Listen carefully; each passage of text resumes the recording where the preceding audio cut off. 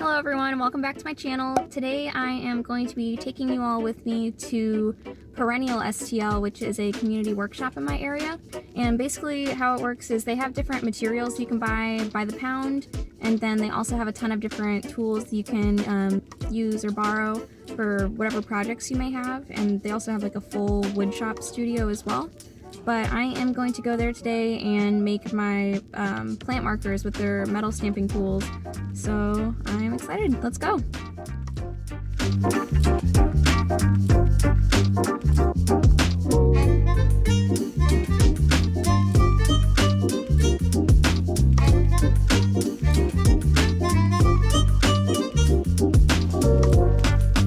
Hey guys, so I have decided to remove the audio from these clips. I thought about just turning it down, but even then, the sound from this is very ear-piercing and not very enjoyable to hear. But just know that this is a very loud project. These first several clips are of me basically trying and failing to get these stamps to make an impression. I discovered later, and I'll talk about it later in this video as well, that the wood was just too soft. It was kind of cushioning the blow from the hammer, which is not a good thing. And then also my hammer was not a heavy enough hammer, so you'll see me switch to like 3 different hammers in this video as well. But it's not looking great.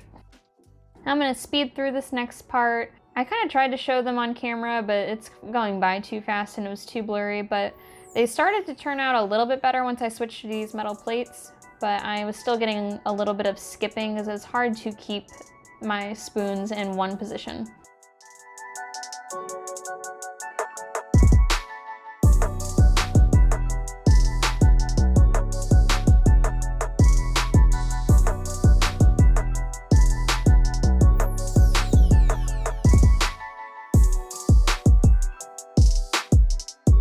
I decided to move outside for this next part just to enjoy the nice weather and also to maybe be less of a disturbance to all the other people in the studio. As you will see in the video, there was a bit of a learning curve with the metal stamping. It did not go so well at first, but I think I've got the hang of it now. It's not perfect, but I'll be able to use them for what I'm using them for. So I'm gonna just stamp some more spoons and then I will probably call it a day. For this next clip, you're about to see my camera fall over, but it was really helpful hammering on this metal floor because again, it just provided less cushion, which actually made a better imprint on the spoons.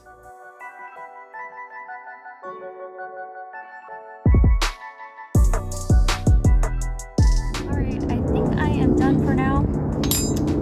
It did get a little bit easier for me once I went along. What helped was stamping on the metal instead of a piece of wood, and then also a bigger, heavier hammer. Just to show you some of them, like some of these turned out better. And then I'm gonna darken them with some Sharpie and it'll look really good. Like my number 15, she's a little crooked, but she's good. And then I did have some mess ups, like the 14 did not want to stamp for me. So I'm gonna go inside and grab one to make a 10 because I didn't grab a 0. But once I stamp those, I will be done for today. All right, hey guys. Please forget the audio in this. I didn't bring my mic because it's already really awkward filming in public and I didn't want to add that to the mix. But I just wanted to give you a quick overview of the tools that I used and what you will actually need to complete this project if you wanted to do something like this for yourself. These are all of my reject mess up spoons.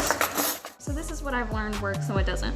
I tried using this wooden block first to hammer them on, and that really didn't work. I think the wood's too soft.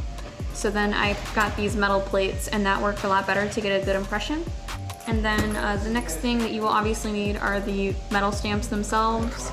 Again, Perennial is a great resource if you happen to be in the St. Louis area. They have all sorts of different tools, just like anything you could possibly need for like any DIY craft project. It's pretty amazing. And then you will also need some safety headphones if you have them. I think you'll survive if you don't, but it is very loud hammering metal against metal, and so I highly recommend it. And then lastly, you just need a nice big heavy hammer. I tried like 3 different mallets and hammers doing this, and just the biggest, heaviest one seems to have worked the best. And then just to show you some of the finished products, again, they're not you know, maybe Pinterest worthy, but they turned out pretty good, I think, for me doing it myself. This is my number 6 spoon. And I stamped numbers instead of plant names. That way I can reuse them year after year. And just kind of keep a key, so it can be like number 12 is tomatoes or peppers or something like that. And that way, again, you can just swap them out every year. But I'm pretty happy with these. I wanted to also show you all that Perennial has a great library of DIY, woodworking, everything books. So they really give you everything that you need to complete a project. In these next clips, I'm just filling in the numbers with Sharpie to darken them and make them stand out a little bit better. And then I'm just taking a microfiber cloth with some water and wiping off the excess. So you should be able to see, it's a subtle difference, but it does darken the numbers and make them stand out just a little bit more, which looks really nice.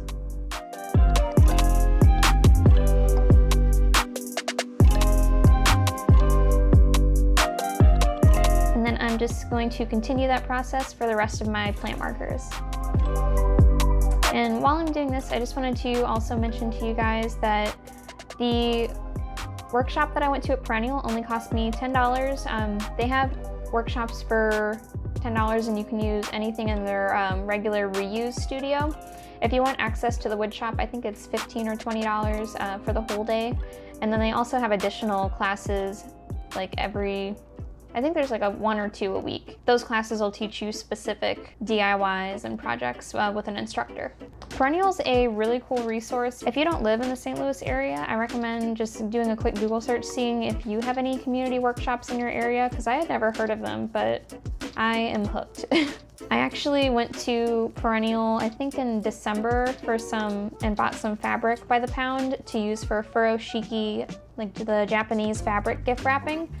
And again, I just fell in love. You can even go into their basement if you ask them, and they have like even more supplies and tools down there that you can kind of rummage through. It's super cool. So these are some of the finished products. And here I am just making my planting key, so just writing down every number for the plant markers that I have and then writing down the plant I want it to correspond to. And this is a great system because you can change it year after year.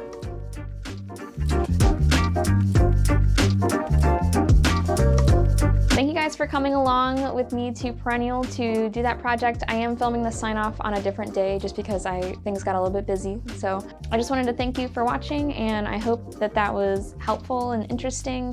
Please remember to like this video and subscribe if you'd like to see more content like this. And let me know if you'd like me to do more videos like this where I am going to like different zero waste or low waste resources in my area. And I can also do a video about buy nothing groups and things like that as well. But thanks for watching. I will see you guys next time. Bye.